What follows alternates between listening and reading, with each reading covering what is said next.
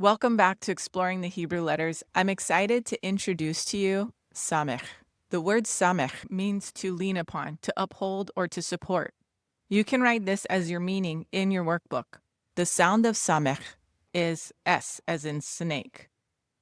Practice writing a Samech from right to left in your workbook. As you practice, notice how it's circular in shape. Where you begin is where you end, and sometimes you'll see the Samech even represented as a perfect circle. The idea of Samech represents a circle or encircling.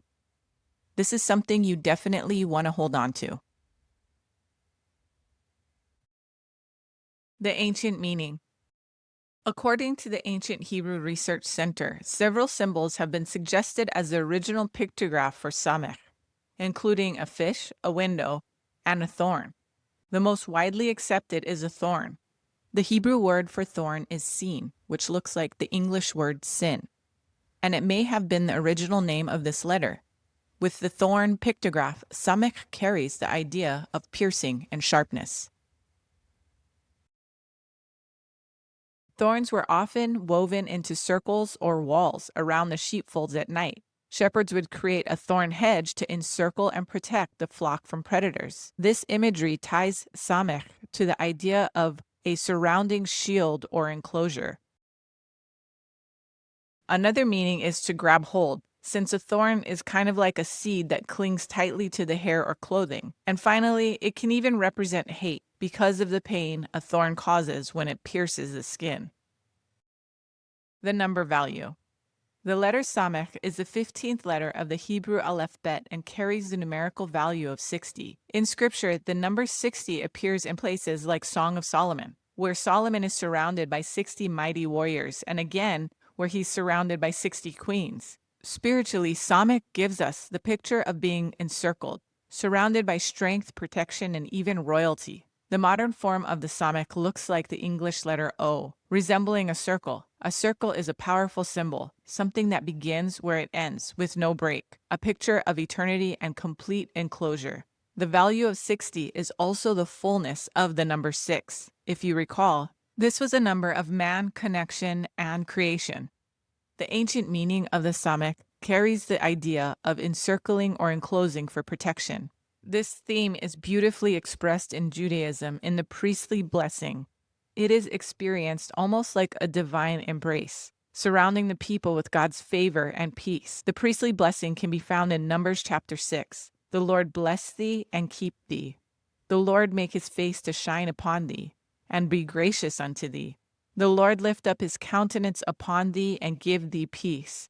The priestly blessing in Hebrew is made up of 60 letters, the exact numerical value of the Samech.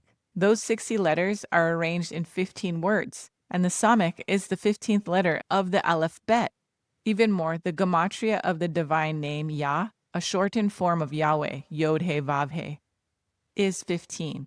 It's as if Scripture itself is layering reminders that we are encircled by the Lord, upheld by his name, and surrounded by spiritual strength and royalty. Nerdy notes. Shin and Samech can interchange when representing the S sound. Sometimes this happens within Hebrew spelling variations, and often it happens between Hebrew and Aramaic equivalents. One example of this is the word Basar, which means flesh. In the modern Hebrew text of the Bible, Basar is spelled with the Shin, while the ancient Hebrew lexicon records it with the Samech. We'll take a closer look at this word Basar in our word study.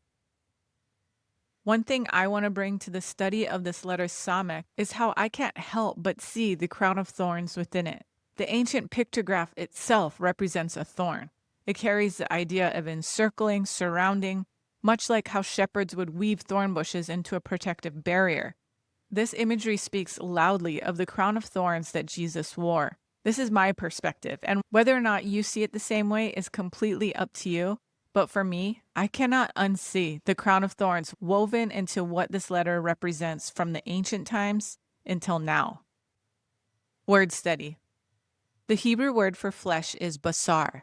This is an example of the modern Hebrew spelling using the shin, while the ancient Hebrew spelling uses the Samech. The ancient Hebrew lexicon defines basar with the action definition report. the concrete definition of flesh, the skin and muscle or the whole of the person. And the abstract definition is good. When good news is brought, a feast with meat is prepared. Take a look at the pictographs for Basar, the word for flesh in Hebrew. Within this word, we can see the story unfold. The bet means house or family. Samech carries the idea of encircling or the thorn, and the resh means head, first, or beginning. Within these letters, I can see the story, how the family was encircled from the beginning. The definition of basar also points to the flesh or meat of an animal prepared at the arrival of good news. The word good news in Hebrew is besorah, which shares the same root as basar. The good news is what Christians call the gospel, and it comes from this Hebrew word besorah. It's a message of victory, rescue, or deliverance, like announcing triumph in battle. Later, when the Hebrew was translated to Greek, the word became euangelion, meaning good message or glad announcement. From there, it was translated into Old English as Godspell, good story, which eventually became our word gospel. When we speak of the gospel or good news, it's an announcement of victory and rescue rooted in this Hebrew word besorah. And in the ancient world, it often carried the image of a feast being prepared when victory was announced. That picture points us forward to the marriage supper of the Lamb in Revelation 19, where Jesus, the Lamb, is united with his bride, the church, where the Lamb who was slain becomes the very life of the banquet for all who enter. Jesus is our Passover Lamb. The Hebrew word for Passover is Pesach. Even this word includes Samech within it. This reminds us of the crown of thorns and the work of the cross. Could it be that the Hebrew letters preserved the whisper of the story of redemption, the good news, the besorah that is ultimately revealed in the flesh of Jesus? Next, let's look at the Hebrew word sukkah, which means booth. When we look at the ancient pictographs, we see the image of God's encircling support, like his hands covering and surrounding a person who stands in awe of a great sight. According to the ancient Hebrew lexicon, the parent root, suk, carries the action definition, cover, and the concrete definition of booth. The pictograph of the samech is a thorn representing protection. The kaf is the palm of the hand, symbolizing covering. Together, these form the meaning of a protective covering.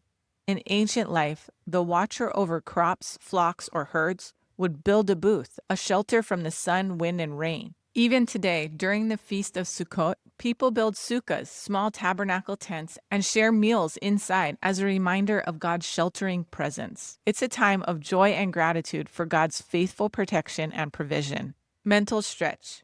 Another important practice in ancient Jewish culture is called smicha, which begins with the letter samech. Smicha refers to the laying on of hands and was the traditional act of rabbinic ordination. The original smicha was a formal transmission of authority that began with Moses laying hands on Joshua. In later generations, this practice was carried on by rabbis who would place their hands on the head of a student to symbolize the transfer of authority and responsibility. Now, think of this in the light of the pictograph of Samech, a thorn, representing encircling support. The image of hands encircling the head to give authority points us forward to a moment when Jesus wore the crown of thorns. What seemed like mockery was also a sign of ultimate authority being pressed into his forehead.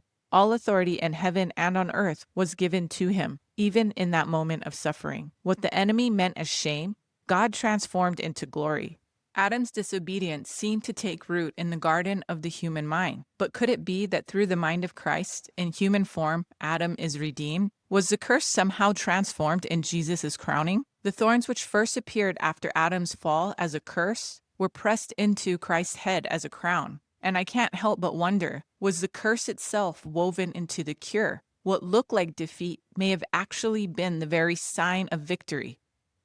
In order to endure physically challenging things, there must be a level of mental toughness. And I wonder if it was the crown of thorns that gave Jesus the mental and spiritual strength to endure the torture of the crucifixion, enabling him to fulfill his purpose even unto death. And can I take us a step further as we look at this picture? Could we even attempt to imagine how God would use the hands of what seemed like the enemy to transfer all authority and power. The humanity of Jesus enabled him to return to the place where it all began, in the human mind. And in wearing the crown of thorns, Jesus restores humanity to a protected garden of thought, where renewal begins and a new creation takes form. This makes me think of jiu-jitsu. When a fighter taps out, it's a signal of surrender. But Jesus never tapped. He endured to the end so that redemption would not be lost. Let's practice a little mental stretching. What if, instead of only seeing the crown of thorns as cruel, brutal, and mocking, we dare to see it through another lens? Imagine even this symbol of suffering being the transference of authority and responsibility. Could it also represent the encircling support of the Father, a reminder that He can work all things out for good, even something as painful as a crown of thorns? Take time and journal through your perspective. Daydream. What if the very thing that feels like a thorn in your side is the place where you'll encounter God most deeply? What you labeled a curse is actually the cure for something hidden within. I want to invite you to challenge the way you think about God's ability to transform even your worst case scenarios. What looks like the darkest situation can become the very place where His perfect will is revealed. Wherever your thoughts wander, even in the heaviest or most hopeless places, the light of Christ can break through. There's no corner of life He hasn't entered and no circumstance He hasn't already conquered, not even death itself. What thorn in your life might God be inviting you to see not as a curse, but as the very place He wants to meet you? Journal your thoughts, and I pray that you would see hope rise in the midst of what once felt impossible.